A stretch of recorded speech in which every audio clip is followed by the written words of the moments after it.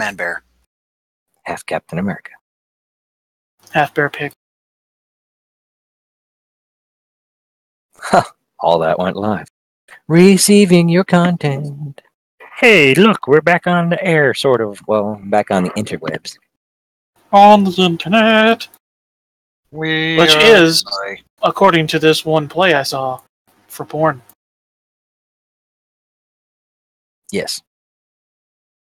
Now, how is it that that play didn't get all kinds of stupid, and then, like, stupid people yelling about it and Sesame Street suing them, but the Happy Time Murder movie that bombed, by the way, did? Because Avenue A was like a direct parody of Sesame Street. Avenue Q, sorry. Avenue Q? A direct parody. Whereas Happy Time Murders was not only done by Jim Henson's son, and the Henson Company. I mean, it was just like, I don't get it. I didn't see it either, but hey. Yeah, I liked it better when it was called Meet the Feebles 20 years ago. Done by Peter Jackson. It's nothing new. I mean, and when I heard, oh, look, they're making Muppets swear, I was like, didn't Peter Jackson do that 20 years ago? If you haven't seen Meet the Feebles, I suggest watch it because it's one of those cult movies that you'll never, ever be the same after seeing it. Yeah, like Happy Tree Friends. Oh, it's just... But welcome to Geek EZ. Let's do our whole opener thingy there, and we'll be right back. The following podcast is intended for mature audiences. The opinions expressed do not reflect this station or any affiliated partners. Listener discretion is advised. Ladies and gentlemen, welcome to the Geek EZ.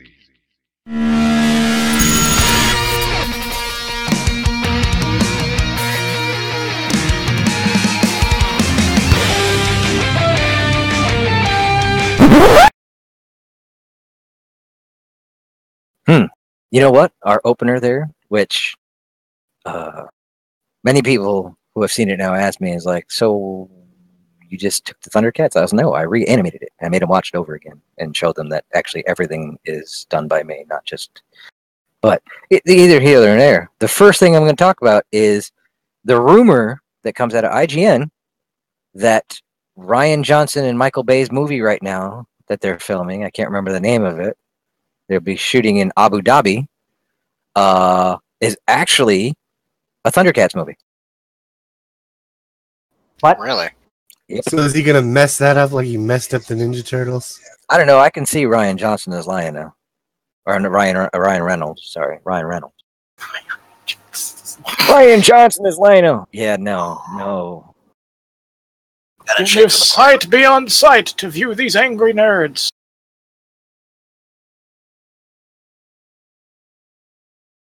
Yes. But yeah, Ryan Reynolds and Michael Bay. Rumored. Now, the rumors coming from a fairly reliable source. I mean, it's the same people that said that Simon Pegg had been hired to work on episode 7 and a few other things that have come true over the past. So we'll see what happens with this. I mean, if they let the cat out of the bag, we'll find out soon, I guess. Hey, cat out of the bag. I punned, didn't even realize it. Well done, sir. Well done. They're free. Well, they aren't. But yeah, that's where I was going to start with. But I see no Firefly tonight. No Firefly. It might be delayed. That happens sometimes. The only bad thing about having 3 monitors is getting the mouse all the way across all of them. First world problems. It is. Because I don't have it set for it. I've got my mouse set on one of the lower settings for playing games and stuff. And I could crank that sucker up where it goes across all 3 in one small swipe, but it makes it harder to aim. Get a mouse that's like mine where it's got a button where you can quickly adjust the DPI so you can... I can do that. I just don't feel like doing it because then I forget and then I get in game and all of a sudden like I'm spinning around in circles with one small swipe. I was like, why am I spinning?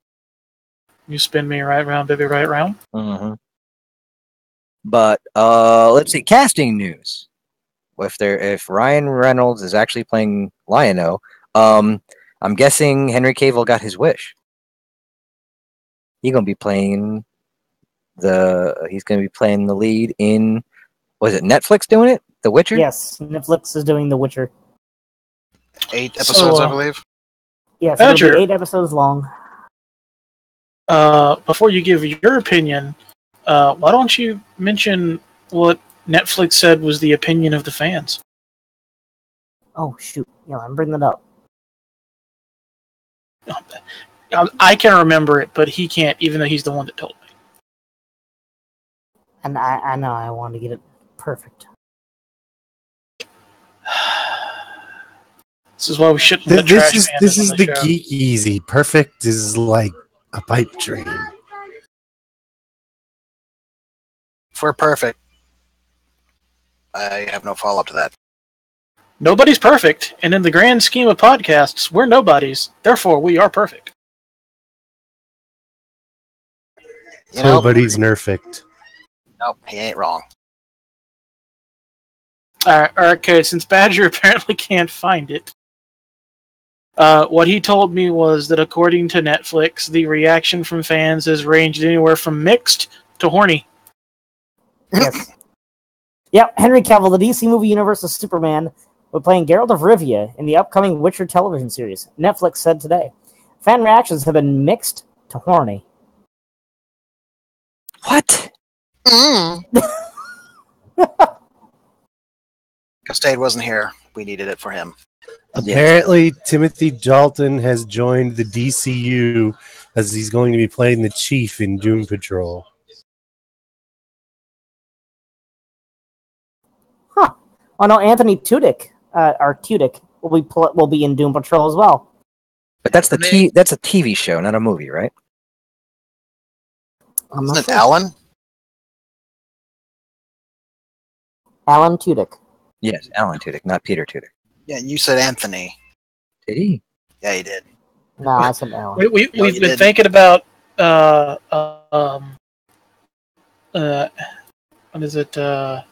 Anthony Rapp earlier. So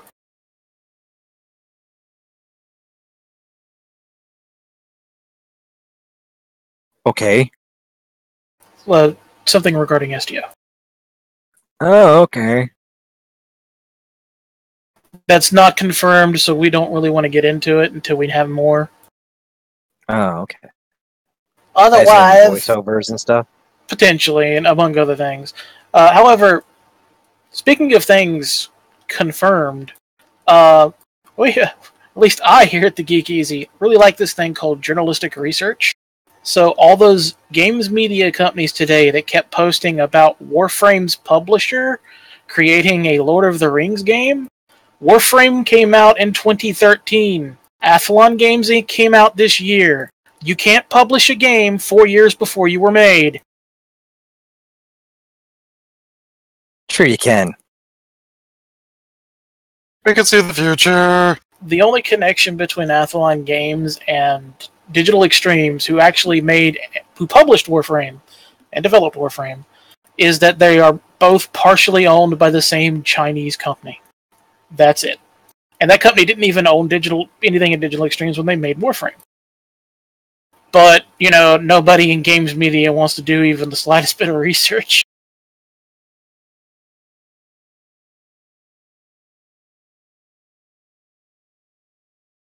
So I just saw something that made me squeal out loud. This is the thing you just posted? Yes. What, Billy D getting ready for Star Wars Episode 9? No, the thing I posted in general. Oh, well, you can't keep posting things left and right. I can't keep jumping back and forth. Oh, I didn't even realize I'd switched from the. I didn't even realize I'd posted the Billy D thing in the cantina. Well, I was going to talk about that. Well, Richard Donner. Well, this is actually kind of on the subject. Richard Donner's Superman movie is coming back to theaters for its 40th anniversary. And it probably won't be in a theater near me. Sorry, no. That's the case with the animated Transformers film. I I know it's a little bit of backtracking. I'm reading some of the tweets. one person is complaining, saying Henry Cavill has no range. Someone responds, "So he's perfect then." It's Geralt. Oh man. How do we know he hasn't any range? The only roles he's ever been in have been action roles. I know. I gotta say, looking at this picture of Christopher Reeve, he really is Superman, or was Superman. You know, anyone who says that Henry Cavill doesn't have range is clearly underestimating him, because after all, he reloaded his fists. Huh? It was in that movie he was in recently. He actually did a reload motion with his fists. Since we're jumping all over the place right in the beginning here, and you talked about Stowe and possible rumors and that kind of stuff, I being the resident Star Wars Battlefront 2 player, and actually getting pretty good at it, not that good that I could call myself like excellent at it, but I mean, I'm good enough that I've leveled up 2 characters, or 2 of my classes, but they just released a patch, but it cracks me up. They release an update which gives another map that's only available in one certain multiplayer thing. Now it's available to play in the arcade version, where you can just play against the AI, which is the palace hangar on Naboo. I will say the guys that model this stuff, and they are incredible job. It's just gorgeous to look at some of this stuff, and I really, really, really want to one day get everybody in the game to just not fight and just go look around. And just actually look at the scenery and stuff, and just walk around. Nobody fight. I mean, let the match last as long as it is, and then we'll all go back to our original starting positions and then go fight or something. But because it's just I mean, they really do a good job. The second thing that they added was new skins for your clone troopers. They gave you, I'm trying to remember the actual. I can't remember the name of the actual. Garrisons that you can get, but you get the camo armor that was available for the guys that were on Kashyyyk, and then you get Obi-Wan's guys who have the orange. I do believe it is. And the only problem with it is you can't switch in game. So if you're coming up to a map where you want to be wearing camo, you can't switch, or vice versa. You don't want to be wearing camo in the middle of like Naboo in the city. Well, it's a fashion choice. But you can't switch it. That's the dumbest thing, and so many people are complaining about it. It's like, wait, I can't switch my look, so I got to run around this butt ugly camo in the middle of a city. Which actually, when it's dark outside, when they actually, because the times change, and you have dusk and you have evening, and they do it and that kind of stuff. In the darker ones, it actually works for your advantage, because unless someone actually hovers over you and sees that you're sitting there when your little red thing pops up, they won't know you're there. But either way, I mean, they're doing a lot more with Battlefront 2 than they did with the first one when it comes to content. And I guess this month, end of September or beginning of October, they're planning on releasing a huge battle platform where I don't remember exactly how many people can play at the same time, but it's completely open. It's huge. It's like this. The Galactic Conquest replication? Yes. If it's similar to the old style Galactic Conquest, you might be looking at anywhere from like 32 to 50 people. Well, right now, I think it's 20 and 20. 40 people can play Galactic Assault, so it's got to be more than 40. But, I mean, it sounds incredible. It sounds really, really incredible for those who like first-person shooters and well, I play in third person, but first-person shooters and spawn and die kind of games, which Battlefront is. I'm not going to lie. It really is just a spawn, die, spawn, die, spawn, die, especially when you're up against guys that are really good at it. Well, there are people who hack, and there's actually a few I wonder, because I've actually watched a few of them on Twitch, and I don't want to name names, but it's just curious. They seem to know where everybody is. Now, I don't know if there's a way to actually run a hack that doesn't show up on your stream. I'm sure there is. But I've watched a few where it's like, wait a second, how the heck do you know exactly where these people are if you didn't have some sort of foreknowledge of it? Because it was just like, I'm going to go hunting. And it's like, they're always where this person is. I'm like, wait a second, something's not right here. But then there's some who are really good. I've watched a few guys out there that just amaze me with the amount of precision they have when it comes to firing the weapons and stuff. But it is a fun game. I really wish you guys had it, because I'd love to have you guys on there and we all just go out there and shoot things up. Pretty sure it was on sale for like $13. They kind of soured me on the whole thing with their screw ups at the start. No. But it's all not there. None of it's there. It's fine, but I feel that they're just biding their time. We'll see. At least when it comes to that one. I'm actually looking forward to Obi-Wan Kenobi being added to the game, as well as General Grievous. And it's funny, they removed Palpatine because he was way OP, way overpowered. And they brought him back in, yet he's still pretty overpowered. Ridiculously overpowered. It's like if you've got Palpatine on your team and the other team doesn't have Yoda, you're basically screwed. Well, Firefly has joined our chat now. And he Oh my mentioned God. about, on the other hand, you have the sore losers who will yell cheater at the drop of a hat. Oh, I forgot I had an image. Those are the two new skins.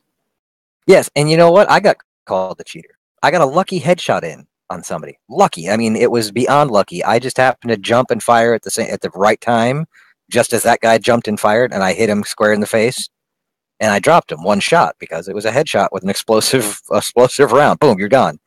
Instantly, he's on there. Way to go, aimbot boy. I was like, really? Have you watched me play? Everybody else on my team who there's a few on there who know me, they all laughed. They're like, you're kidding me. People will just make that assumption regardless. Yeah. Just because and had the bad luck of having your shouldn't be. I mean, there are a few out there who are known, and I guess it's in every game. I mean, if there's a hack available, yeah.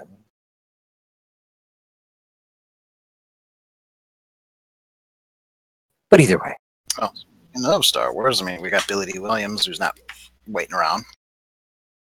And apparently the Old Republic has announced what they're doing. They've been very quiet for the past about 2 years now. No new expansions or anything like that. Some new content, but not a whole lot. They've been basically in maintenance mode. But they ain't been in maintenance mode twiddling their thumbs. So they're going to be apparently changing some of the focus, and they've also gotten more community oriented. So some of the suggestions that have been made by folks coming to their streams and whatnot have actually been applied to the game. So they're making a concentrated effort to, I don't know about if it's appeasing the players or what, but they're at least listening. Of course, it could be that they look at not Fortnite, but Warframe and go, that's working really well for them. Maybe we should listen to our players at least a little bit.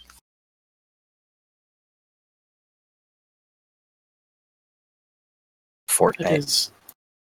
It is one thing that Digital Extremes gets real good is they listen.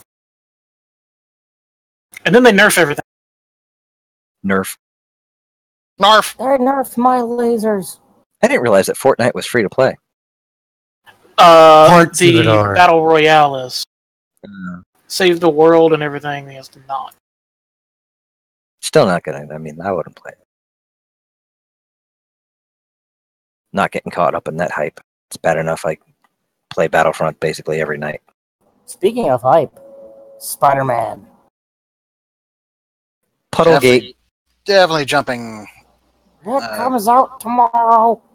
Or no, Friday. But it's only on the PlayStation. Exactly. I think there was some complaints about that. Points about what? About the fact that they're just keeping basically a game console locked. Oh, There's really no need to do so. yeah, there's a significant complaint about it. There's also the fact that recently, a executive for Sony came out and said the reason they were doing it is because, simply put, Sony's PlayStation is the best place to play games, period. He's obviously never picked up an Xbox. To which everybody with a PC and an Xbox who plays Skyrim and Fallout 4 laughed because mods! Yep. Not the half-assed, only with original vanilla content mods that they have on PlayStation 4. I find it funny, people that go from console gaming to PC gaming. And I guess because Battlefront was on sale, people bought it. And there were a lot of comments, people jumping up there and it's like, wow, this is so much easier than playing on the console. It's like, you think? Aside from aim assist. Yeah, I don't know why you would want to play those kind of games on a console. I would also like to point out, and I can actually put this out as a really, really good example, considering right now, cross-platform stuff works really, really well, and Sony knows this. I can tell you because I'm currently playing a game where any of the people currently around me could be playing on the PlayStation 4. And I wouldn't know. Anybody play Star Trek Online on a console? I've played it on the console, yes. Is it worth it? It's fun. The reason they don't do cross-play with that is basically they would have to stall all updates to STO on PC for upwards of 2 months in order to bring both console and PC into the same development cycle. And even then, it's much harder for them to deal with Sony than it is with Microsoft. We'll just cross it with the Microsoft and let Sony just sit there. Now, don't get me wrong. I had a PlayStation. I mean, I still own a PlayStation 2, but having played on the Xbox and played demos and stuff on the PlayStation, to be honest, I think the Xbox is the superior machine. I mean, the only thing missing is a keyboard and mouse. PS4s are definitely good consoles, but I honestly have no real desire to get either one of them because it's expensive. Well, the PS4 still doesn't have native 4K, does it? I don't know. I was under the impression that actually the PS4 had more stuff than the Xbone did. I don't know who's got a PS4. I do. Is it native 4K? Mine is. Mine is Pro. So it actually is native 4K. But it's really hilarious that didn't Sony invent the Blu-ray? Yes. Didn't they invent the 4K Blu-ray? I'm not sure if they. I'm not sure about that one. Why does it not play 4Ks?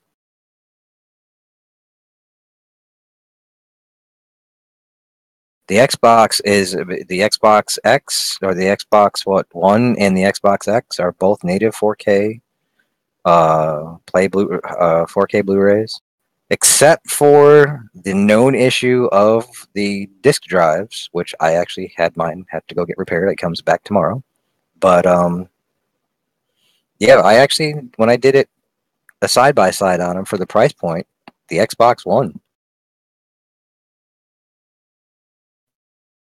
But it's mine. The PlayStation 4 is more VR friendly. Yes. If you're into that.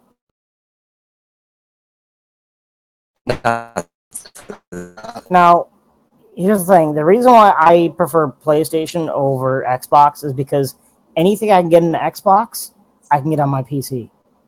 And I can upgrade my PC to the point where it's better than an Xbox. Now, with a PS4, there are exclusives to only PS4 that I do enjoy. Horizon Zero Dawn. There's multitudes of others that I really do enjoy. And you can't get that on PC in some of them. So I prefer to have a PC and a PlayStation 4 and a Nintendo Switch and not have an Xbox. I have an Xbox controller for my PC, but I don't have an Xbox. As much as I love my Xbox, I do kind of agree with that, because the way Microsoft has been going is that pretty much Xbox and PC are going to be completely interchangeable. It's also why you can actually sync your Xbox to your PC and stream it and everything. That's why Halo Wars 2 came out on PC. You could do crossplay between Sea of Thieves on PC and Xbox, that sort of stuff.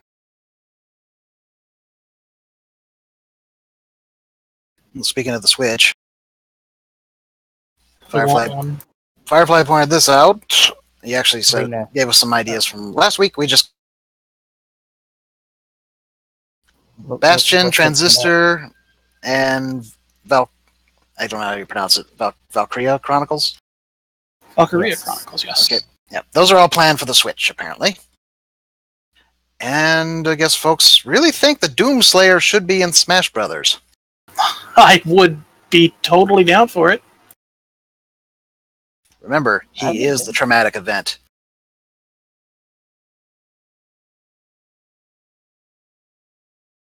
Oh, and Firefly also mentions, to borrow from a certain Lannister, any system which feels it has to say, I am the best, is not the best.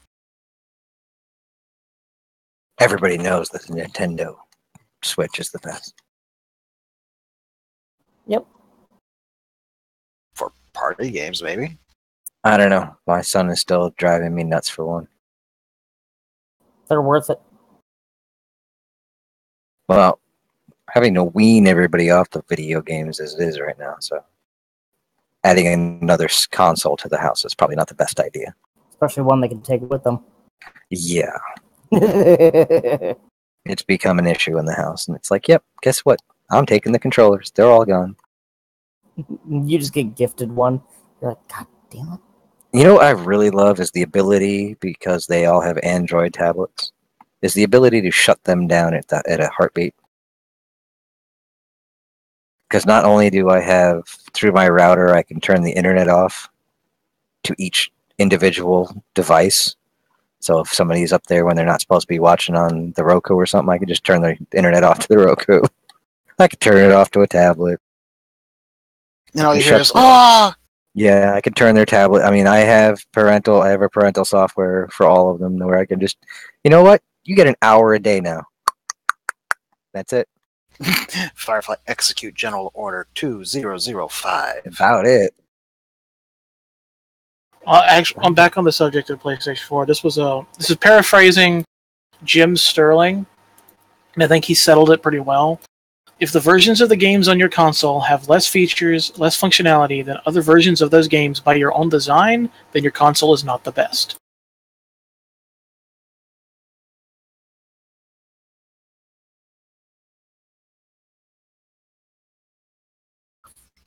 Yeah, that kind of sums it up pretty good. See, other things Firefly mentioned. Yes, Streets of Rage 4 is being developed. I've never played any of the Streets of Rage games, though. Streets of Rage 1 and 2 were fun. I didn't even know Streets of Rage 3 was a thing. So when they announced Streets of Rage 4, I was like, did they skip a number? Was it Japan specific? I don't actually know. I haven't actually. No, looked into it. Streets of Rage 3 isn't as good as the first two. So it's not as well known. Well, there's a lot of hype. Even our own BK is like, yes! Yes. Yes! Oh, question, Badger, since you're all hyped about Spider-Man, and seeing as they've been hyping this game for 6 straight months now, and it's really getting annoying, actually. Yeah. The whole Puddlegate thing, doesn't that bother you that they dumbed it down? Not really. But they didn't dumb it down if you read the articles on it. Here's the way I look at it. It's like this. You see something that's alpha, and immediately you think that's going to be in the game. No. That's just like Cyberpunk released their first ever gameplay trailer. And believe me, I am hyped as all F right now on Cyberpunk. but I know that that's not going to be the final version of the game. Some people can't understand that when they see footage of a game being, whether it's alpha or whatever, they're thinking, oh, that's all going to be in the game. Okay, cool. It's going to play exactly like that. No, things change. And when they do these alpha gameplay footages early, 6 months ahead of time or whatever, they're telling you either at the beginning or the end, I don't want to say results may vary, but this could change. We're still fiddling with things, but this is our general concept. This is what we're going for. And people flipped out because the new part of the game is missing the puddle. Okay, well maybe it didn't rain that day. Do you ever think about that? Well, No, there doesn't rain every day. I understand alpha footage, and I understand that game engines and stuff. And when they do a presentation like that, the way they did and the way it's been presented, it's always going to be like the top-notch animation. It's always going to be the best it can look. You want to do that, and the PlayStation can handle graphics like that. But maybe just due to sheer size and stuff, I understand because I've seen side by sides of in-game compared to what the alpha was, and they when it came to textures and stuff like that, they pulled back a little bit, mostly probably for rendering times. But either way, I mean, it doesn't bother me because I don't have it and I'm not going to get it because I don't own a PlayStation.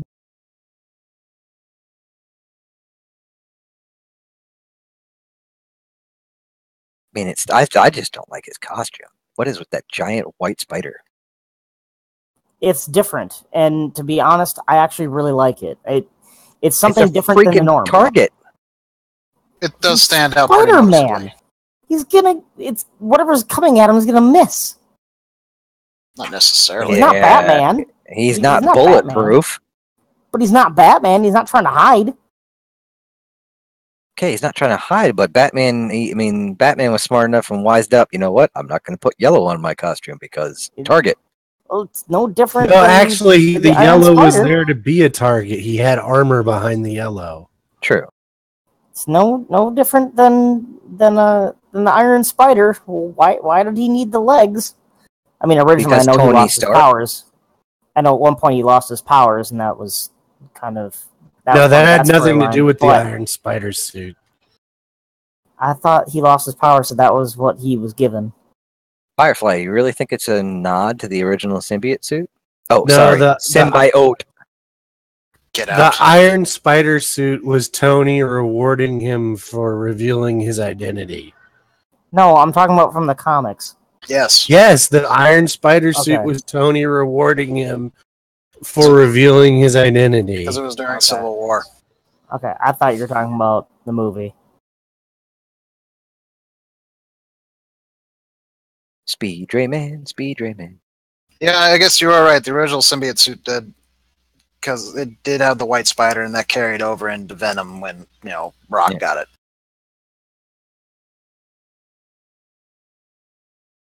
Though wearing something bright white, especially when you work mostly in the dark, probably not the best of ideas, but, yeah, well, he's Spider-Man. He does what he wants. Didn't they just announce that Venom was going to be PG-13? I have no idea. I've completely dropped that off my radar. So I know there was it was a big push. They were like, oh, Venom should be rated R, which technically I think it should be, if you really want to show Venom being Venom. But then there was a big thing about this movie could be rated R, and they're still hyping this. Like, rated R makes it a better film. I don't understand that. It's like... I think it only makes it a better film if it's pertinent to the character in question. Yeah, it was like... There was something about, oh, well, can we get a rated R Aquaman movie? It's like, why? Why would you need a rated R Aquaman movie? They want nudity. For what? Because fanboys. They want Jason Momoa penis. Ugh. I don't understand. There are certain movies that was just like,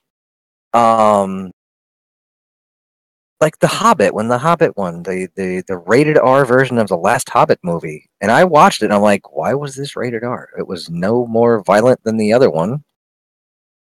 And it was for the violent. Must have been more violence in it than some way that they like, oh, we can't have this. We got to tone it down. I don't know. It's just, it's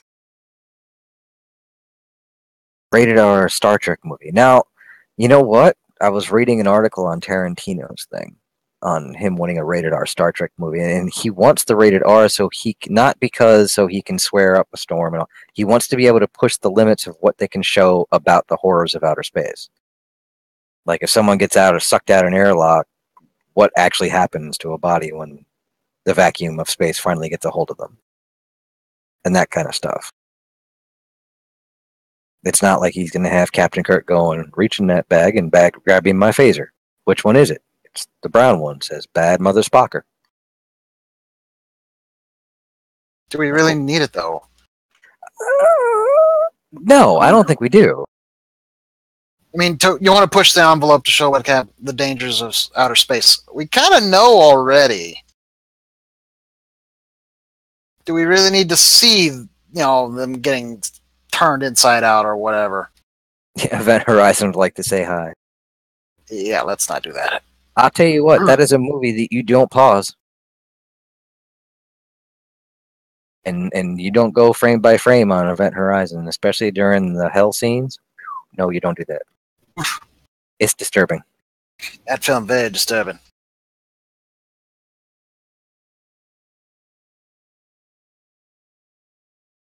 And that's disturbing news. It was a good movie. I liked it. I've never watched it since the first time. Yeah, Horror is not my thing, though. I guess it's I'm the rated R thing. It's like I understand Deadpool because Deadpool has a foul mouth. I understand that, and Deadpool has no filter. He just says, he flies off the cuff. He's violent. It's ultra violent. He swears like a sailor. I mean, I understand that kind of thing. And to be honest, a rated PG-13 Deadpool movie probably wouldn't have done as well as it did. But when you're talking characters like Aquaman or Shazam or Superman, Batman maybe could pull off a rated R movie and get away with it. But even then, I agree with you. It's just like you don't. I mean, Superman definitely not. I mean, Superman really. Superman can't even punch anybody because if Superman punched somebody, it would have to be rated R because the guy would literally just explode into tiny little pieces. But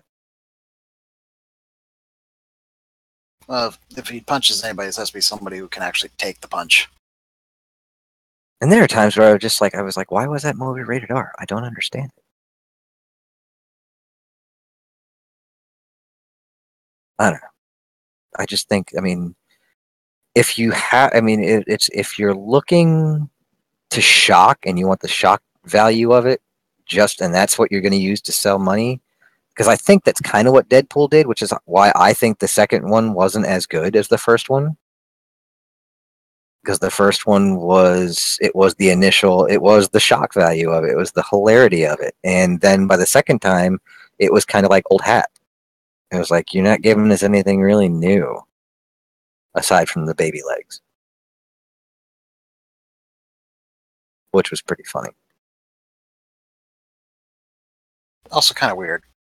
Yeah, but it was like, okay, what did they bring new to it? It really didn't. They didn't bring anything new to it. So, just wasn't as good a movie, I don't think. If you saw the first one, you've seen the second one. What was it? And then of course, because the rated R thing came up with Deadpool, everybody's like, oh, could Rian Johnson's new Star Wars trilogy be rated R? Why? It doesn't need it. Yeah. They'd lose 2/3 of their audience. Yep. They're not going to cut off potential audience members. They got lambasted anyways over Solo. We got to suddenly make a rated R film? Yeah. Well, you know what's really funny is Lucas said it 30 some odd years ago. Star Wars is a kid's movie. It was an adventure serial like he watched when he was a kid. A lot of It people seem to wasn't forget really that. a kids movie until Return of the Jedi, though. I don't know, dude. I was 5 years old and I loved Star Wars. I thought it was like the greatest thing since sliced bread. But it wasn't aimed at kids. No, it until wasn't aimed Jedi. directly at kids. Yeah, Jedi was very. I mean, and by the time we got to Jar Jar Binks, it was definitely geared towards children. But the aspect of it that it wasn't supposed to be taken so seriously. And I think that's what Lucas was trying to say is like, quit taking everything so literal. It's like the same with Star Trek. I don't think Star Trek was meant to be taken as seriously as people take it. Or any of them. I mean, it's entertainment, for goodness sakes. I don't know. Gene always, I think, enjoyed that Star Trek was taken fairly seriously. He liked being seen as this person with having this vision of the future. Yeah, Well, they're also using hard and science. the whole time counting all the money he kept making. Well, he didn't have much money until much later. Oh no, dude. He monetized everything when it came to Star Trek. Yes, but he still didn't have much money until True. much later. Yeah, but- initially, most of the money he made off of it was putting lyrics on Alexander Courage's theme. But I mean, that whole deal, the Great Bird of the Galaxy, looking to the stars, he was deified. Oh, I know. And if you read some of the behind the scenes stuff, he's so not responsible for so many of the iconic things about Star Trek. That's why I always laugh when everybody gives him all this. I was like, you know what? There's so much that other people did that don't get credit for. But I'm going to guess the same happened with Star Wars, because I really don't think that Lucas made Star Wars what it is. Even though he created it, I think it was the other directors that worked on the original trilogy that gave. I mean, Irving Kershner's direction of The Empire Strikes Back was 1,000 times better than Lucas's on Star Wars. Speaking of Star Wars and fan hate and all that kind of stuff, this is going to definitely set a whole lot of people off, especially the "we hate Star Wars, we hate Disney" crowd.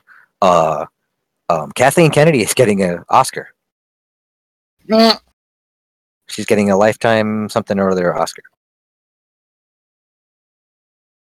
You realize that when it comes time for either her or someone to give that speech, they are going to make so much fun of the fanboys? I hope so. I hope she lambastes. I cannot get over the amount of I'm trying to think. I hope to screw with them. She brings Ryan Johnson up on stage and says, the amount of without you. Insecure male Star Wars fans out there that the very aspect of a female character being the lead or having a side role or any of it sets them off to no end, that they attack every little thing as some sort of feminist plot and all this kind of stuff. And it blows my mind. It's like, really? You did see my response to fan reaction to the Resistance trailer, right? Yeah. And it blows my mind. It was just like, man, I really hope she does get up there and just completely just walks all over him. Because Star Wars will endure. There are enough new fans of stuff coming up. My kids are perfect examples. They are the ones that they're gearing this stuff towards. The old set in their ways people who cannot stand change, and God forbid you move the cheese, and what? I mean, how can you do this and how can you do that? Luke Skywalker this and Han Solo that and Princess Leia this. It's like Princess Leia was the epitome of a feminist icon when it came to those. The guys were clueless. She got them out of the detention block. For real. I mean, if it wasn't for her, they would have been captured.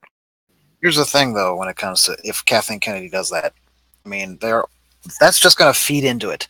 They already are excruciatingly angry with her for some reason. Hell, they even got a name for themselves, the Fandom Menace. It's going to rise up and whatnot, and they're going to lose money, and they're losing money now, which they're not. And because she she doesn't take guff. She does talk back there, and her, the people that work for her talk back and shoot him down. It's like, well, yeah, look at what you guys do. You guys are all a bunch of jerks. Of course, they're gonna shoot you down. Yeah, they're losing money, seeing as The Last Jedi was the best-selling Blu-ray of 2018. It didn't make as much as The Force Awakens, but that makes sense because The Force Awakens was after a long movie drought. Yes. But when it came to some of the movies that have come out on Blu-ray this year, Black Panther and a few other ones, Star Wars beat them again. Last Jedi has the most sales, and it was like, for a movie that everybody hates, a whole lot of people seem to be buying it. That reminds me, I want to get Solo on Blu-ray. Oh, yes. I'll certainly get it. I really Although it enjoyed didn't make that movie. much. Comparatively speaking, it didn't make as much. It was short 400 million, but I'm willing to bet that the DVD sales will. Jon Favreau's Star Wars series. Looking forward to Resistance. I mean, I am a Star Wars. I mean, I don't understand people. It's like I laugh on Facebook when I go on the Star Trek things and Star Wars sucks and Star Wars that and Star Trek this and Star Trek. I'm like, I like both. I always have. They're two different things. I mean, it's like I enjoy Star Wars in its forms. I do like what Firefly pulled here, and I'm using YouTube comment was, I'm afraid the boycott will be quite operational when episode 9 arrives. Have fun with that. All of those people are going to be there opening night. Yeah, so they can, basically bitch it out. Yep. Just a minute. Oops, didn't mean to hit the button. Sorry, guys. Fine, we'll wait just a minute, jerk. You're gonna be that way about it. I want Aquaman. Really? Oh, you have no idea how long I have waited for an Aquaman movie. Okay. For a movie. I was like, wow, does your wife know? Oh, dude, the books have been incredible. The Aquaman books have been really good lately. You're So ignoring what I looking was forward to the movie. aren't you? Yeah, I'm completely ignoring it. I mean, I'm gonna let that fish die. I mean, it is Jason Momoa, though. That movie. Yes. And It there was must like, happen. I know that the initial screenings and the test screenings said it was a good movie. It wasn't great, but it was a good movie. I'm looking forward to Shazam, Yes. but I'm also looking forward. And the villain will be Dr. Savannah. Savannah. Sorry. Looking forward to this. Now, credit goes to Entertainment Weekly for these images that I'm flashing on screen of the Captain Marvel movie. Yeah. Looking forward to it. You know what's really funny? Because they're probably going to CG her costume. Well, I think they're going to CG all of their costumes. I didn't realize they CG'd so many costumes in the other film. Oh, yeah. It was like they completely recostumed. I mean, a lot of people don't realize it. They yelled and screamed about Green Lantern and look, they just CG'd their costumes. Almost every costume in Infinity War was tweaked or touched or something to make it cleaner.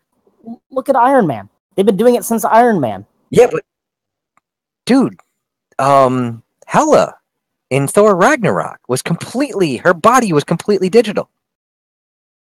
Even though what was it? Kate Blanchett played Hela? Yes. Even though she wore a costume. She was outfitted and she wore the costume on set. Watching the extra footage and the extras behind the scenes stuff on the Blu-ray, her entire body is completely digital. 99% of that film. Well, they also kind of had to just because of the nature of what the costume was going to do anyway. True. Well, same thing I would think with Captain Marvel's costume. Speaking of which, when that image comes back around, doesn't one of them look like they're carrying a Starfleet phaser rifle? Yeah, right there. Looks like an awful lot like a phaser rifle. I'm just loving the scrolls. So we got Marvel and Ronan in a scene together. So how long do you think before we get a a Fantastic Four film done quote unquote correct. I'm sure it's in the works right now. And yes, Firefly, a movie treatment of Death Troopers would be justified in having an R rating, just because we're talking, zombies. But then again, you'll never get a movie treatment of that. Did you see? What was it? The YouTube thing where they were demanding a Captain Marvel trailer? We the What? fans demand that Marvel release a trailer. It went viral. People, get off your damn high horses. We the fan. It's like, who the hell are you? You're in no position to demand a damn thing. Exactly. Just wait until you get it. It's like people. I don't know if this is just the younger generation or what, and I don't like being put in a position of like, get off my damn lawn, you darn kids. But it's like, did you guys forget that not that long ago we sent snail mail and it could take weeks before you got a response? Yep. It's that instant gratification thing is really kind of annoying. I mean, I get it. I understand it because I definitely want to get that, I want the next book of Dresden Files, or I want the next episode of this. I want it, but by the same token, I can't demand it because it's still got to be made. It's still got to be done. So just wait. That builds up that suspense. It builds up that, that anticipation. No one wants to do anticipation anymore. They don't want to enjoy a thing. So I bet you they don't do anything with foreplay either. It isn't. Now I laugh because I mean, there's always the yelling and screaming that the older generations need to stop telling the younger generations that they have an entitlement issue. But when videos like that come out, it's a little hard to say you don't. And it's not all of the younger generation. It's just a select few loud, obnoxious people that just seem to think that because they want something, they deserve to get it right now. I laughed. I was like, "You're kidding me with this." We demand a Captain Marvel trailer. You'll get a trailer when the trailer's finished. Well, honestly, Marvel's probably going to be like, "All right, you're going to get one when it's ready." What's so really easy demand to meet? You'll get one. Let's see. Aquaman is only what? 3 months away, 4 months away. We've gotten one trailer for it. We got a trailer for Shazam, and that movie doesn't come out until spring. It's like, I want to see more Aquaman stuff. I want to see it. I really want to see it. I want Aquaman to be Aquaman. I'm tired of it. Just like, I just want Aquaman. Am I going to wait? Of course I'm going to wait. Will I be there opening night? Yes, I will. Speaking of which, I want to talk about that after the show. Day. But speaking of wanting the next thing, yeah. So we've been waiting for quite a long time for the next episode of DBZ Abridged, and they finally dropped it last Friday, and it's fantastic. I know not everybody's into anime and whatnot, but they do a really good job. And there's going to be 2 more parts to go, and that's considered the end of the season. They did not say end of the series, at least not yet. So we're still getting more.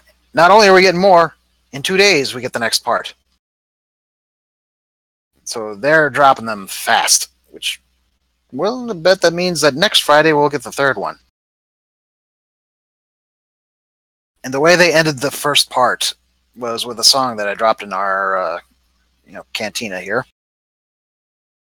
I guess it's actually a song that was from the original Japanese version of it. I don't know. I just know that they felt it was very important. Yeah, they felt it was very important to have it in there, and I guess they actually hired people to do the translation for it and sing it in English. And it's really good.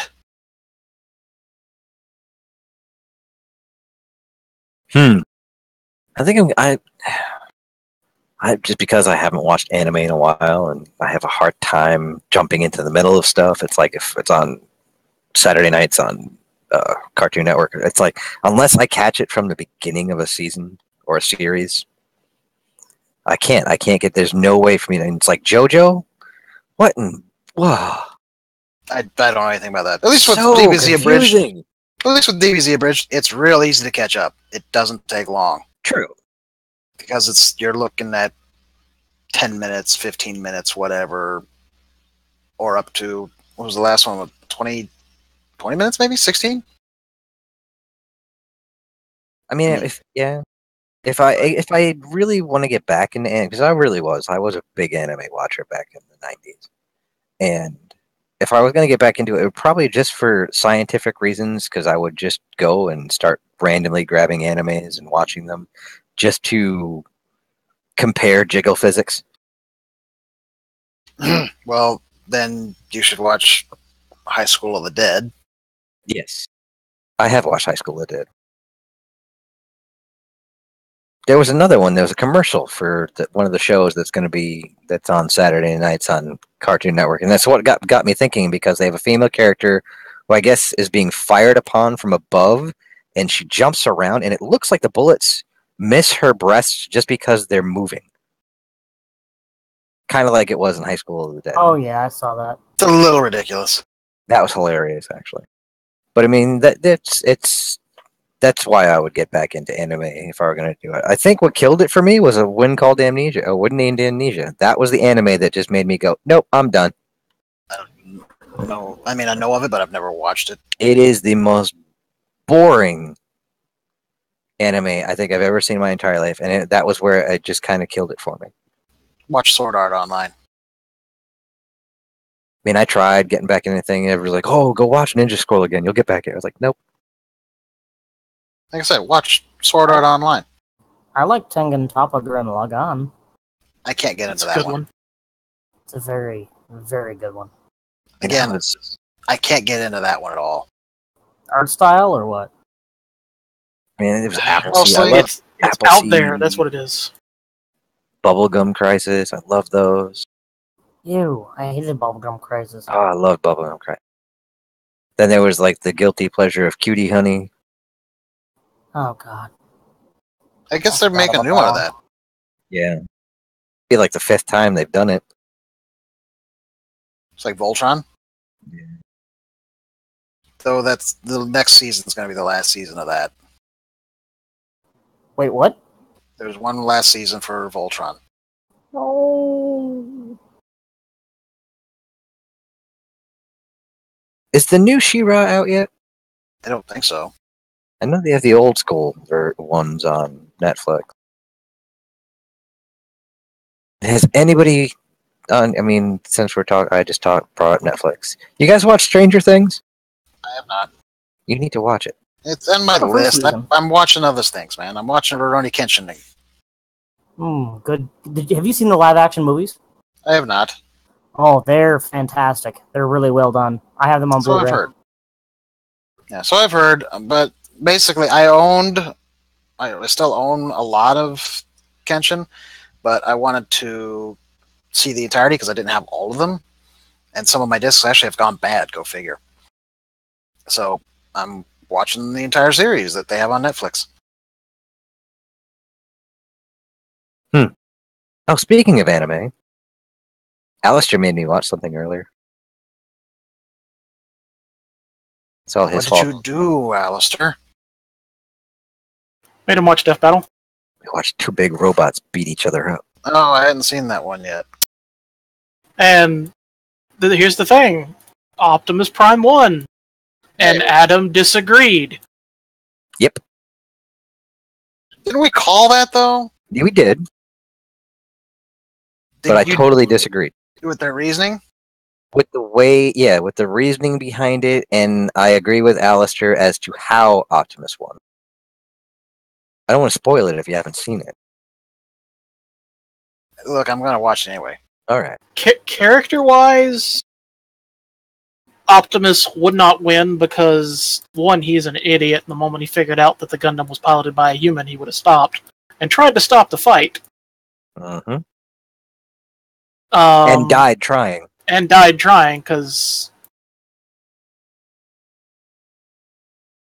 He's Optimus. Yeah, sorry. Someone It's is all right. confessing that they have a problem to me. But I mean, the way the fight went down, there were a lot of. First off, Optimus is nowhere near as tall as the Gundam, and they had them almost the same size. Well, imagine they use sprites. I mean, the Optimus, the Optimus's height varies depending on which wiki you look at. He could be anywhere between 19 feet and 40 feet tall, whereas the Gundam stands closer to 70 feet tall. I think. Was it 70? So many meters. I I thought don't it was remember 10 the meters. It's 60 to 70 feet, but it's generally around 60 that's the accepted.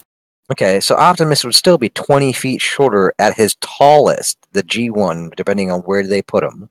I mean, I would guess him more in the 30-foot range, but For the record, do you know how hard it is to hit a short person? It's actually a lot harder than you think. their generalizations over Optimus's powers due to the G1 cartoons, ridiculousness, and they went G1 cartoon and comic book, but they also threw in a lot of crap from the video game, which didn't need to be in there because that's not G1 Optimus. The Devastation or whatever. yeah, Devastation cartoon.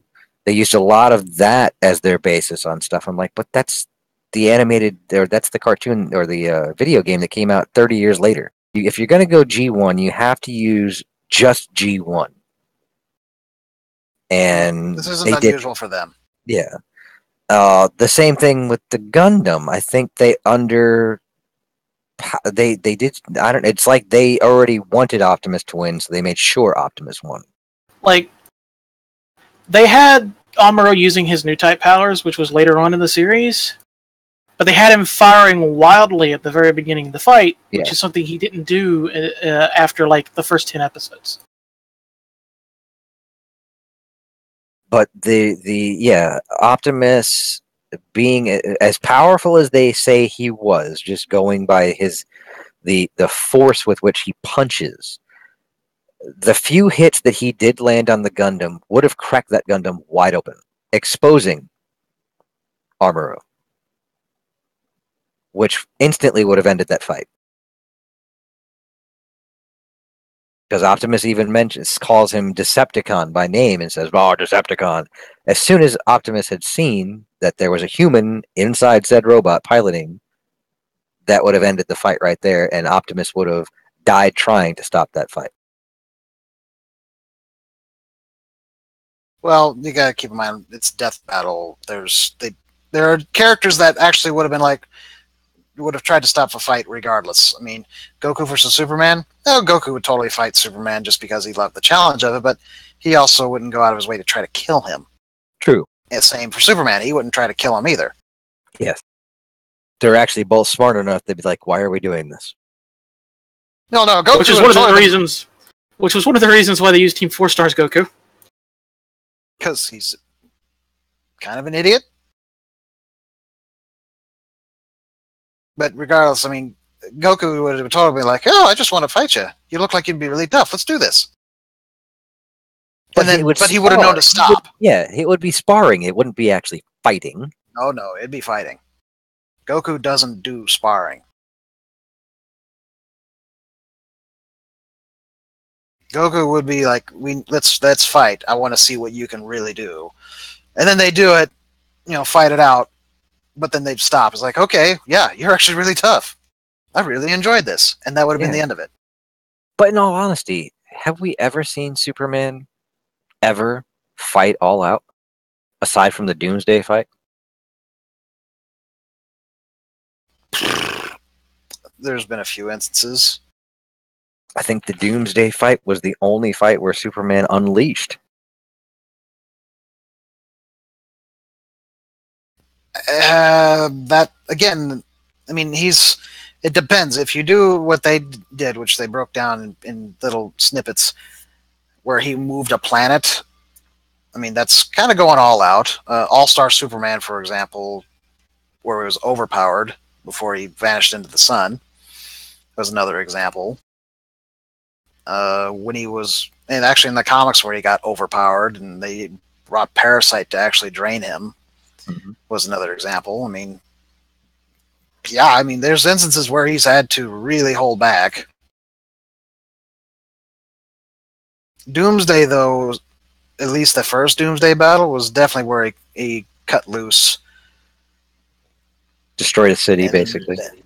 And then he did it again, but Doomsday, you can't kill him the same way twice. I don't know. I mean, again, I would not, when it came to that battle, yes, Goku would most likely win that battle. As much as I like Superman. Actually, in some ways, I kind of agree with Death Battle's thought processes. Because Superman won both times. Yeah, but Goku has a mystical side, does he not? Nope. It's just all alien. That's all internal energy. Until he goes Super Saiyan God. And even then, that's still internal. No, that's confirmed in the Super, which they did came out after the most recent Death Battle, that he literally is attaining the power of gods. Then he would definitely beat Superman.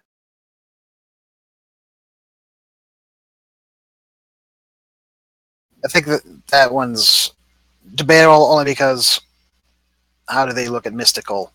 Because Japan has different views than Western audiences do. That could be just an issue in cultural differences there. True. I mean, they actually had Superman win both, huh? Yes, because he basically, vaporized Goku's brain. Oh, he did a lobotomy. No, he vaporized the entire thing. And doesn't that just make him Krillin? No, that makes him utterly dead. And that is something that he could do too. I mean, just heat through the eyeball and melt the brain. Yep. So that's the only reason why I kind of agree with their thought process. It's like, yeah, okay, that because he does have powers that the Saiyans don't. Last time I looked, I don't think the Saiyans have a cold breath, do they? No. They don't have heat vision. Although we have seen them shoot energy out their eyes. Really? Yeah, Nappa did it. Seen out their eyes, out their mouths. I know they can. I know they can shoot energy. I just didn't realize they could do it. I mean, but Superman's heat vision is a force to be reckoned with. Of course, we don't know what's going to happen in the upcoming Broly film. Now, if they did a third one, I don't know how they do that, but if they did a third one where they included his Ultra Instinct, yeah, that would be a very different beast. Because he literally, what was it that I said? Didn't he just suddenly a universe? He did what to a universe? No, it was where we were watching Dragon Ball Super. Oh, when he finally achieved Ultra Instinct? Yeah, when he finally mastered it, I was like, did he just suddenly a universe? Yes, he quite literally reached a point where he basically just generated a universe. Which, is Gurren Lagann levels of stupidity, but yeah.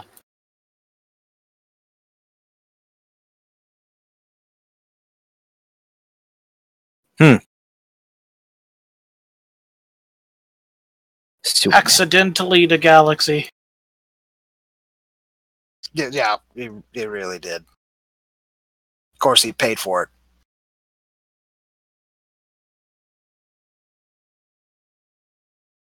Basically, it would be a case of if Goku went Ultra Instinct, like perfected Ultra Instinct, he could defeat Superman, but if Superman lasted long enough, Superman would still win.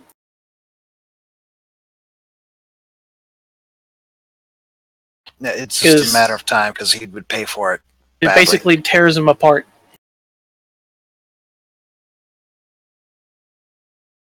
And regardless of the fact of them, if we say that their definition of mystical actually is mystical, supernatural, whatever, he doesn't do anything actually supernatural.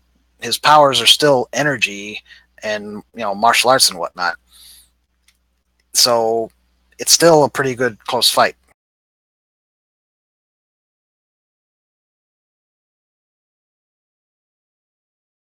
Let's see what we got.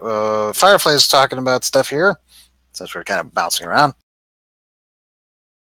Let's see. Does it sound like Goku, Vegeta? I'd have to wonder about. Vegeta he's Vegeta. Also applies to Nimrod, the unique sentinel from X-Men. There's a point in one issue where Rogue tries to warn Nightcrawler about that, and he doesn't listen. Should have been paying close attention to the chat so we could keep it tied into what we were talking about. Yes. And also brought us Yoko and her AMR. I'm assuming that's the suddenly the universe comment.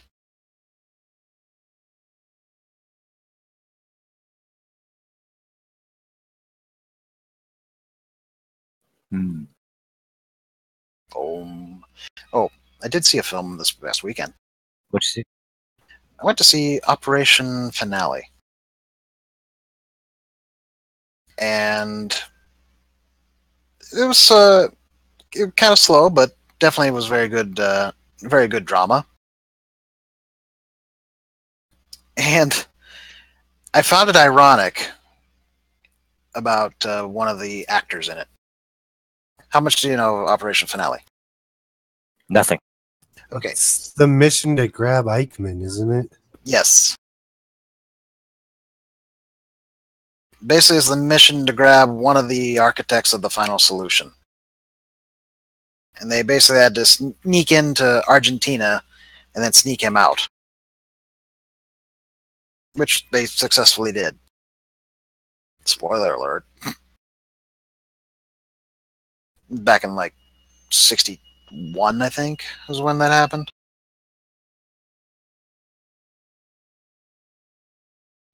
But the guy who actually played Adolf Eichmann was Ben Kingsley. So in this film, he played a high-ranking SS officer. In Schindler's List, he played one of the Schindler Jews. Yes. Like the head Schindler Jew. Yeah. Interestingly enough, though, because they showed some photos at the end of the film of the actual main participants, like Eichmann and I can't remember the guy's last name, but his first name was Peter. He's the one who basically led the team to catch him. Damn it! Now I can't even think of the name for the guy who plays Poe Dameron. Oscar Isaac. Thank you, Oscar Isaac. Oscar Isaac and Ben Kingsley look an awful lot like the guys they were portraying. I mean, it was uncanny how good Ben Kingsley did. He picked up the mannerisms and whatnot because there's television footage of Eichmann's trial, and the little ticks that he did. Ben Kingsley's just good. Actor. He's a great actor. Yeah, he is very good at what he does. I first saw Kingsley. I think the first Ben Kingsley movie I ever saw was Gandhi. Saw that in the theaters. My dad took me to see it. It's a long film. It's a very long film. Really good film, though. I think I've seen snippets of that one.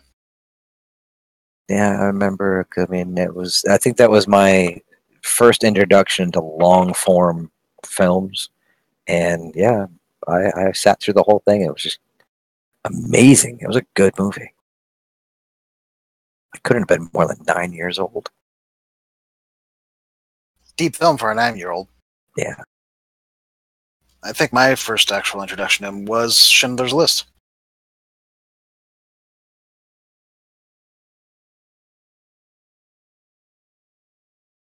Which, again, he was perfect in.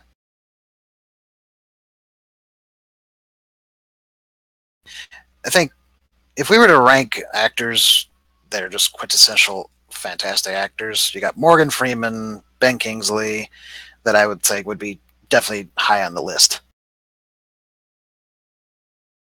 I was 9 years old. The movie came out in 82. What do you think about the ranking thing? Which ranking thing? I was saying if you were to rank, great actors, Morgan Freeman and Ben Kingsley would definitely be high on the ranking list. Oh, yes. Kingsley loses a lot of points for the Love Guru.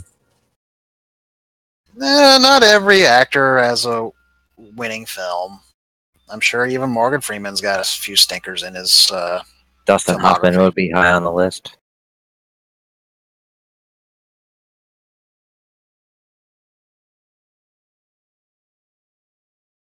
I'm trying to think who else would be really high. I mean, well, Daniel Day-Lewis, maybe? Yeah. And Leonardo DiCaprio, I think, would also rate very highly, especially as time goes on.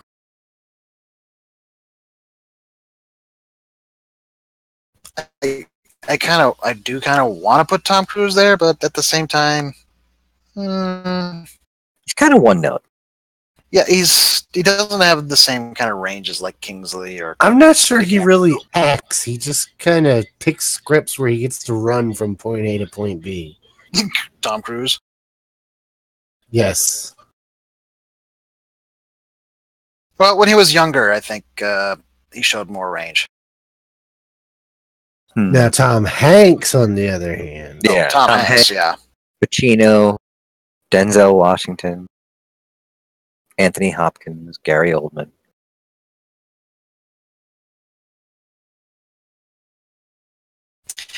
I think I'd even put Robert Downey Jr. as being decently on the list. You want to talk a great actor who's had really stinky movies is Michael Caine. Oh, yeah. I put Ralph Fiennes on that list too. Yeah, Ray Fiennes is pretty good. Oh, I guess we're coming up on the premiere of Doctor Who. October 7th, Sunday. A Woman Who Fell to Earth. When does the next season for Discovery come out? 2019. Next year. Are they really going to wait that long?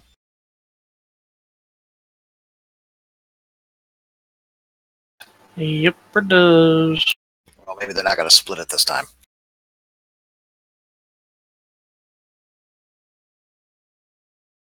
Although we're getting a lot of Discovery stuff for Star Trek Online. Ships, and more ships.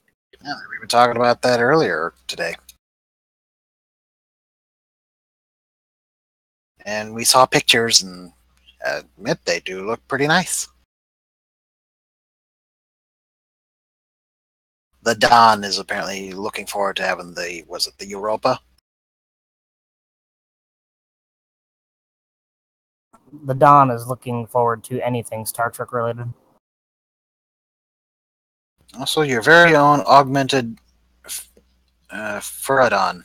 We don't want a furry Don, man. We're not so sure we even want the regular Don. We also don't want a Fury Taco. No one wants a Fury Taco. The furry taco. Which sounds a lot more dirty than it actually is. It really does. Speaking of that, because Firefly made mention of this about doing the. Oh, let me look real quick. Ship girls for Star Wars ships, where our Mika could be an interdictor. Haven't you been playing a game that does that with World War II ships? Is there a lane? Yes. Yes. I have been. What about it? There's been some interesting commentary about it that you brought up, such as some of the nicknames that the fans have come up with. Like the fact that the Illustrious is called Lusty, or the HMS Belfast is called the Belfap. What's wrong with people? I'll show you what's wrong with people. It's the artwork, man. I think that it's kind of fair for them to come up with these nicknames. I will, in fact, show you said artwork.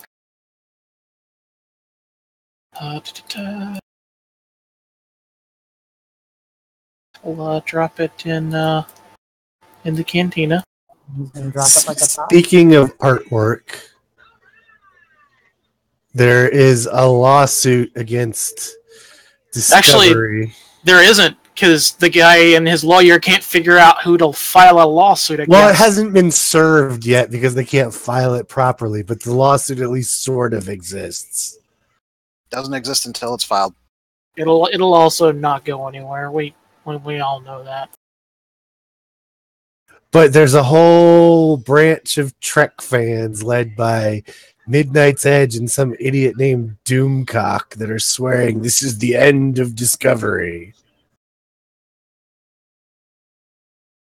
Not to mention, if this guy, as he said, knew about this since 2015, why is he only making an issue now? Because it gets attention, publicity. But yeah, there you go, Adam. I don't know if you want to put that up on the main screen for folks. But yeah, that's the Belfast. Now the funny thing is that I don't know who was it that made the comment a few days ago. It's like, oh, Japan, it's just so much like what they do. And it's not Japan. It's very much a Chinese company, isn't it? Yes. China has out-Japanned Japan. Then again, I'm assuming Kantai Collection probably came out first, so alright, maybe it's a tie.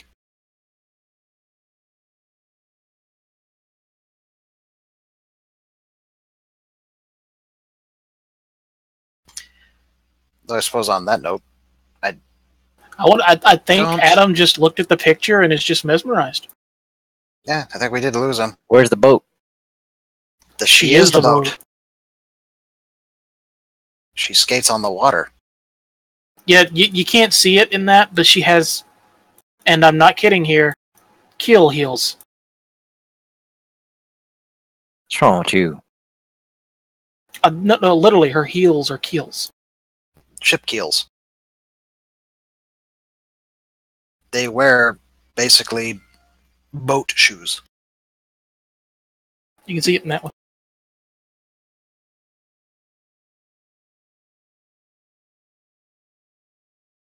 And they just skate around on top of the water? They just skate around on top of the water. And this is a game you play? It's a game I play. Okay.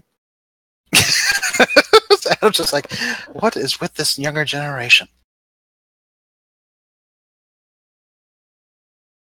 Though on that same note, I actually... Look, if my World War II naval ships can't have massive tits, what can they have?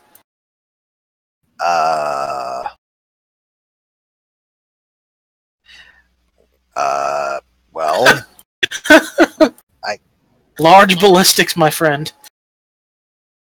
But the Belfast wasn't a battleship. I mean... I Well, can she's still understand around. Go tell that to her face.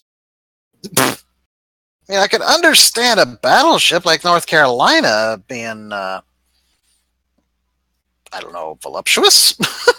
I mean, if we have to go this route, but okay.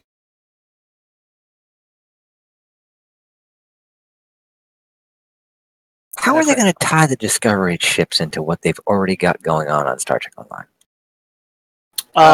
Time travel. Yeah, you actually start a new character, I think, is what they said. Yeah, they've done it before with Agents of Yesterday, where you started in TOS era. So this will be 10 years before that.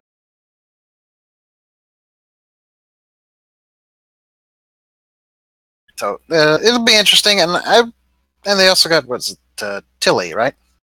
Yep. Oh, joy. So this is actually, I wouldn't say progressive of them, but they're definitely trying to keep up, I guess, with the TV show. They're definitely kind of tying them closer together. So we're getting content from Discovery into Star Trek Online. So definitely a new thing. But what I was going to say here is kind of similar to the whole Azure Lane and Kantai collection. I know I've told the other guys, but I don't think I told you, Adam. There's a kind of an art and history project that I've been working on off and on about making human personalizations of ships that are out there. But they would be done. Try to actually capture the spirit of the ship as you can kind of pick up on, and give them correct uniforms and awards and things like that, and get that all drawn up. Well, to get started on that, I figured I'll start with the USS Constitution. And I couldn't find some of the stuff for it that I needed, so I just reached out to them and said, hey, this is my project, this is what I'm doing. Do you think you guys could help me out with this? And lo and behold, they sure as hell did. They feel it's, that I'd have to do some take some artistic license with it, but they were very helpful, providing me with all sorts of information, and wished me good luck. So Sweet. I also then checked with an artist, told him about it, and he's down to totally do it. He might even get what's the artist? Ula Moss as a colorist.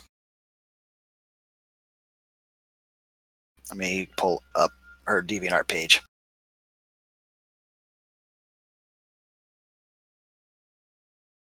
When will we start seeing stuff? Oh, not for quite a while, man. This is going to take some time. For one thing, the artist said he wouldn't even be available until next year, which is perfectly fine. I've got a lot of ships kind of in mind, and I'd have to do a lot of research on them to get it right in the first place. So I'm starting with the museum ships because there's support for them. Much easier. Though the first one I'll probably pay out of pocket just so it gets made, and then maybe do a Kickstarter after that.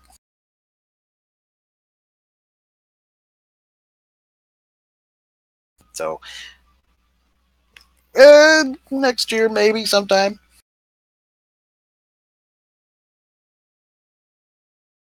And if it can be useful just in general, because hey, I don't know what you can do and can't do with it in a Kickstarter anyway.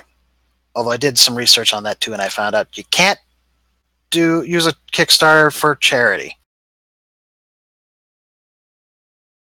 Because I thought, okay, if I hit over a certain goal, whatever's left of the money can just be given to charity.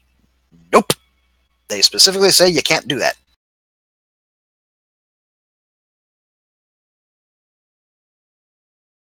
Which I suppose makes some sense, but still kind of sad that I can't just be like, yeah, well, I'm over my goal by a lot, so the rest of it goes to this museum and that museum.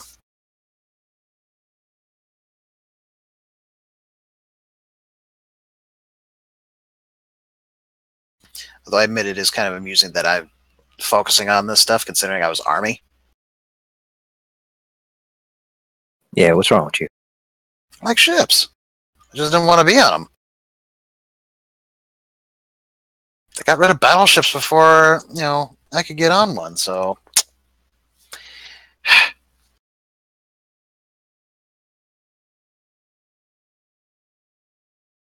Though, again, my recruiter was pretty convincing on how to do that. As he's like, okay, sure, you want to join the Navy? Right, here, I take this quarter here, and he flips it out onto the floor, and our floor was blue tile. He said, there's your ship, everything else is ocean. If something goes wrong, you're gone.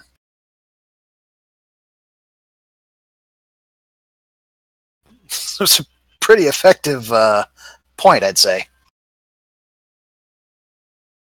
Yeah. At the very least, if my tank breaks down, out in the field, well, not sunk at least.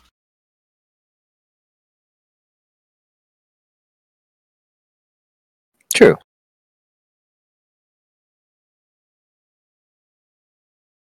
Though it was kind of amusing with my premise explaining to both the Constitution Museum and to the artist.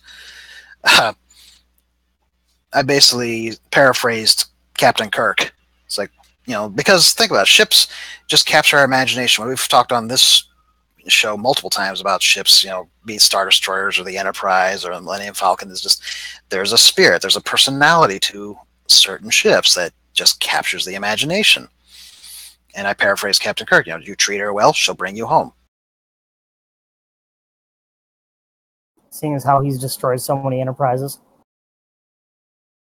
Well, to be fair to the original Captain Kirk, he specifically destroyed one. And he regretted it every second of the way. My God, Bones, what have I done? But if you think about it, that way that the Enterprise was destroyed was more fitting than probably any other way that the Enterprise has been destroyed since. Generations. Still more fitting. I know. Marina's here just destroying the Enterprise. Don't let the Betazoid drive. Never, ever let her drive at the helm. Well, she wasn't driving the one for, Star Trek Beyond. To be fair, those were some pretty nasty ships they were going up against. It's a massive swarm. But yeah, I mean, watching the Enterprise burn up in the atmosphere, I mean, she wasn't captured. She went down fighting essentially still. And as that film ended, well, at least that part of the film ended, it's like the spirit of the Enterprise just continued on. So at least that's how I took it. Ever since then, it's just like, well, we got the saucer on the ground again.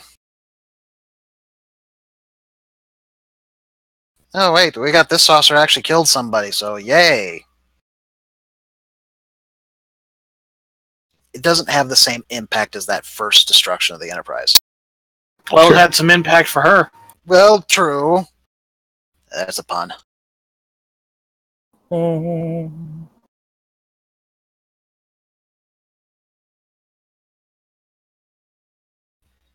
But no one seems to be talking about this. Am I the only one who kind of picks up on a spirit or whatever of a ship? No. Well, no, you're not. I could say that from personal experience, having walked around one. They very much have a personality all their own, especially ones that have been lived in, and they still show that. I'll say, isn't yours the bloodthirsty one? The one that's so bloodthirsty it's trying to sink itself, yes. How is that coming along? Pretty well, as far as I'm aware. They're working on it pretty good. For those who don't know the story, I live relatively close to where the battleship North Carolina is moored. And she was the most decorated battleship of World War II, which tells you how bloodthirsty she is. To go further than that, when they were moving her into port for her to become a museum ship, she, in her continued bloodlust, took out a restaurant. Not making it up either. It was a floating restaurant. It was a floating restaurant, and she had to take out one more target. And now she sits in port in Wilmington, and anytime there's a really bad storm, she floats and tries to get away again. this is also sort of a thing, yes. But We have to restrain her. she started kind of rusting herself, so now they're attempting to repair all that. It's going pretty well. Well, they've had a big restoration planned for years. They just had trouble raising the funds. Yeah. I think she's also one of the location of only like 2 remaining fully intact Kingfisher planes. Didn't say lose one. in a hurricane or something? I don't know. Let me check. That's what I thought I read somewhere. I could be wrong. Although, to be fair, she's not the only one trying to sink herself. The USS Texas is apparently doing that too, and is being more successful at it. Because they were going to put the USS Texas in a dry dock, permanent dry dock deal, and they had set money aside for it, and all that money's been used to keep her afloat. Of course, she's a very old ship. Let's see. There's a Kingfisher in Australia waiting to be restored, so that doesn't count. There's one on display in Chile. Another there in Cuba. One undergoing restoration in New Zealand. There was one in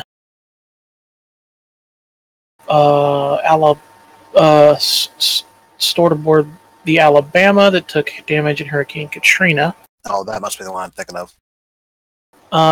There's one at the Boeing Aviation Hangar at the National Air and Space Museum in Washington.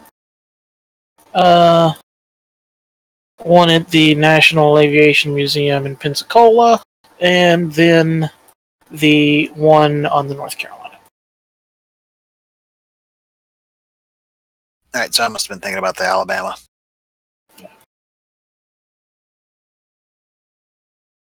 North Carolina is trying to sink itself. Texas has been at it longer and has been more successful so far. Ironically, the one on the North Carolina was originally intended for display at Vought Aeronautics in Texas. North Carolina's like, nope, mine.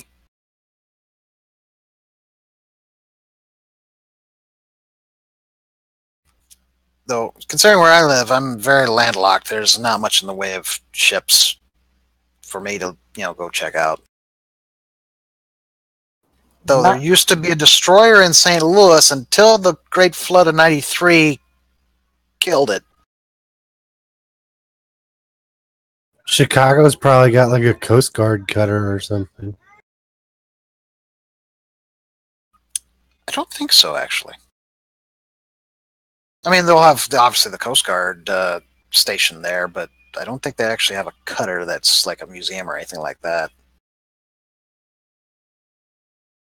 Yeah, that destroyer that's down by St. Louis, sank in the flood of '93, and it's still down there. And when we went through a dry period, they were starting to scrap it, and now it's back underwater because they didn't get to finish it in time.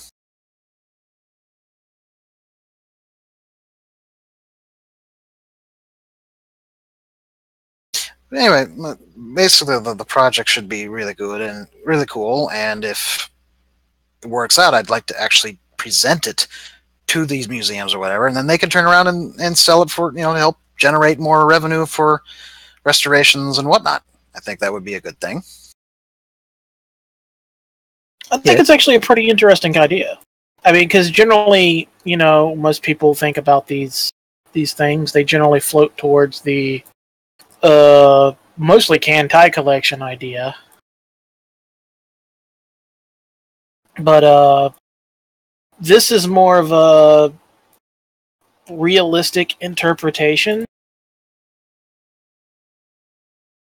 More or less. I mean, and granted, it's just what I picture in my head what the spirit of a certain ship would be like. Like, I kind of picture North Carolina, if you were to give them a human personalization, as being this kind of Southern Belle type.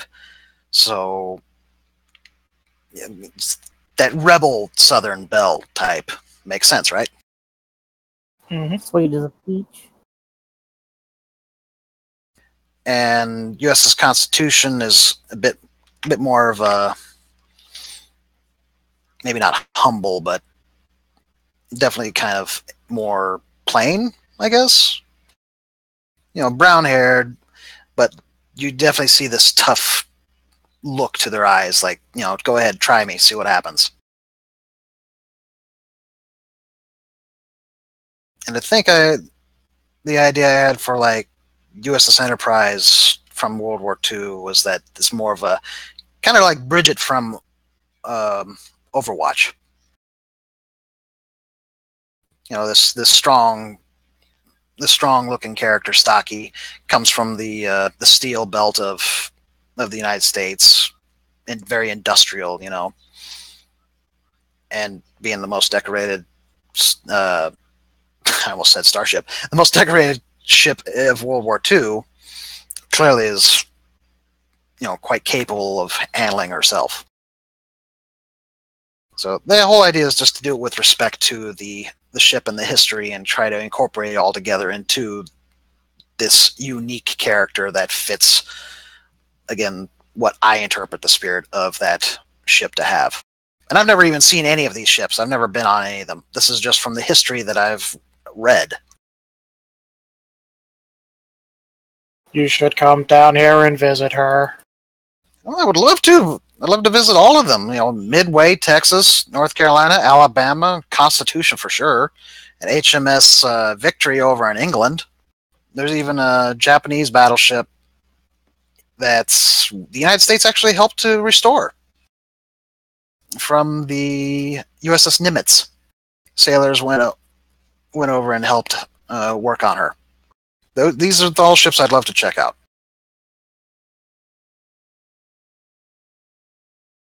Speaking of World War II, were you aware of, I think it's called the Hiroshima Flame?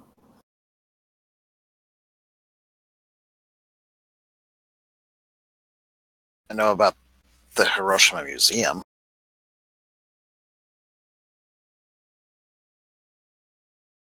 It is called the Hiroshima Flame of Peace. It was lit on August 1st, 1964, in hope of a world without nuclear weapons, and the flame will continue to burn as long as nuclear weapons are not used in war. Because if they are used in war, it'll probably blow them out.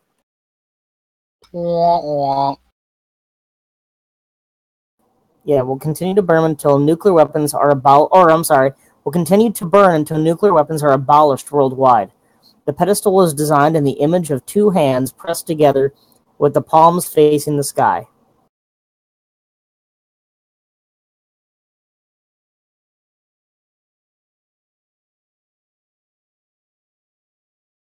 It's actually kind of cool. We can hope that maybe someday that'll actually happen. Speaking of storms that may float the North Carolina, Uh-oh. Florence is a Cat 4 and could hit the East Coast late next week. Dun dun dun dun. I don't know. They got that cofferdam built pretty far right now around North Carolina. I don't think she's going anywhere. They got umbrellas. They got umbrellas. Well, Personally, I think we should sail the North Carolina out to shoot guns at the hurricane. Yes. They must do that. Alistair's like, oh, okay. I was gonna say, Alistair, didn't we joke about something to that effect? That immediately after the U.S. announces that we've recommissioned the USS North Carolina, the rest of the world surrenders. Yes, we did joke about that. Send the North Carolina after the hurricane. I mean, we're talking about a battleship that produced so much anti-air fire that the USS Enterprise thought she was on fire. Well, tell the battleship that it's fighting global warming. It'll work. You can't blow up global warming. That actually is counterproductive. Yes. You can try. No, I mean the whole. You're putting more carbon into the air, man. You're just making it worse. You can't shoot the carbon away. Try until you succeed.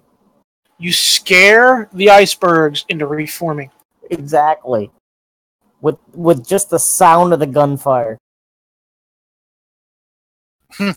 Firefly. Speaking of names to run away from really fast, one of my ships in stow is named Cthulhu.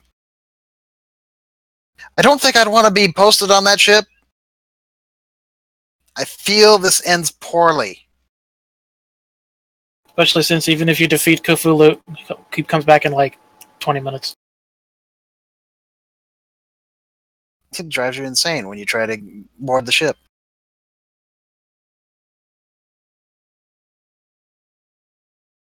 One does not simply beam onto Cthulhu. One gets twisted around and inside out.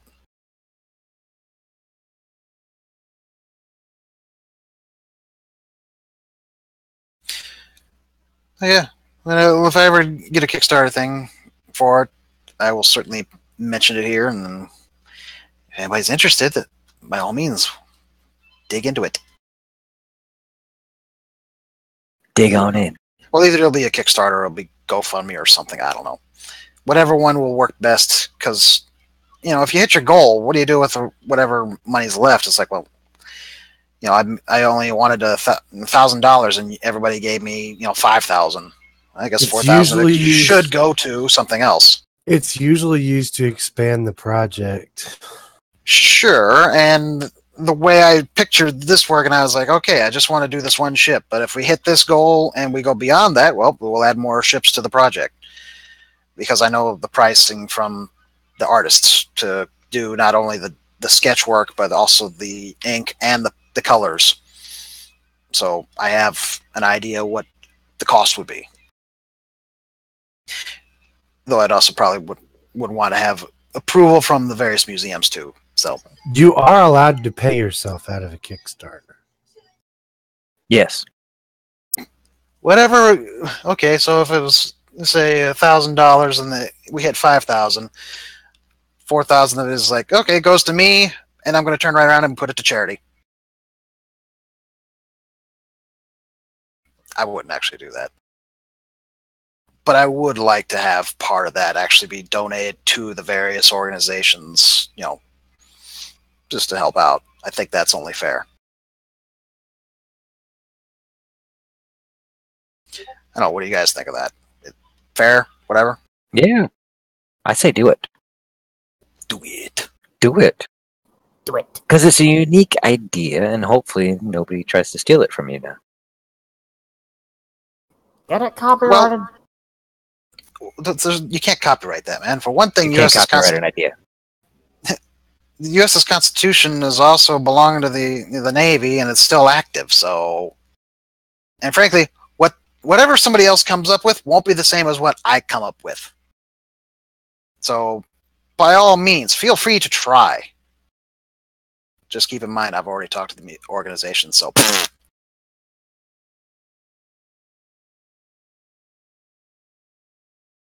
They know I'm doing it.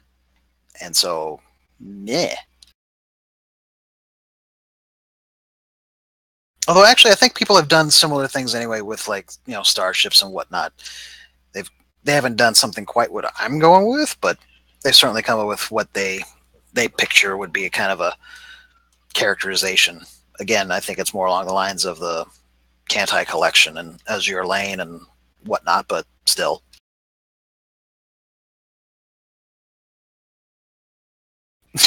And Firefly's telling us about his Cthulhu ship. It's the obelisk carrier, and the swarmers kind of look like they have tentacles.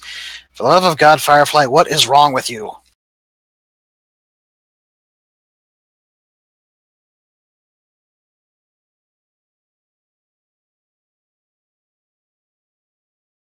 Well, first things wrong with him is he hangs out with us. Yeah, he keeps showing up, which we appreciate. Yes.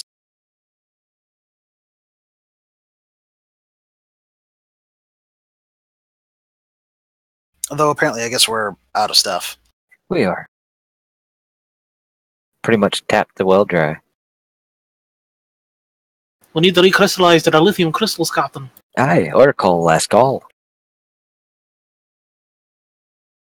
Anybody? Oh, there was one thing Firefly had mentioned last time. I could have brought that up. My bad. Why do so many MMOs still use the need, greed, pass, loot model?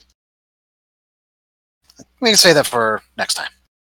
Yeah, because that's like an entire show's worth of conversation right there. It's not just MMOs, though. They do it in Battlefront. No, but I know other games that do it. A lot of, well, it's not just MMOs. I don't know about too many. I mean, Battlefront was going to do it, but there are other games that do it. We can, yeah, definitely. That's definitely a larger topic for a much longer conversation than at the end of the show. Because money. There's your answer. Money, money, money, money, money, money, money, money, money. Money, money, money, money! Sound like a line from Brief History of the World.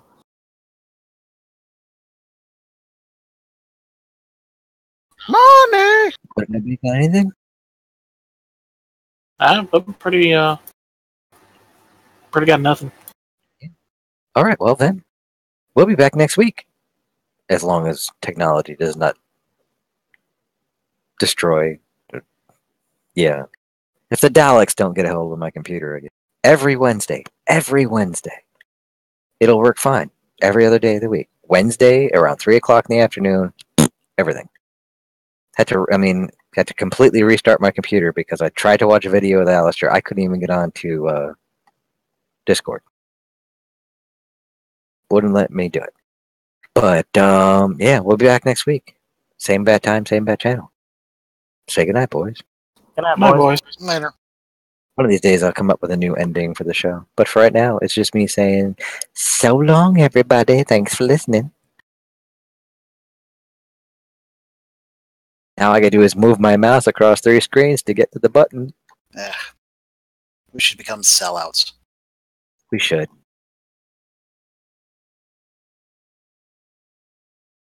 To whom? I don't think we're that picky. Okay. Firefly, this merits further examination. I don't know what he's referencing there, but I'm hoping it's to the comment about what's wrong with him. Yes. And on that note, good night, Firefly, and everybody else out there in the internet lands.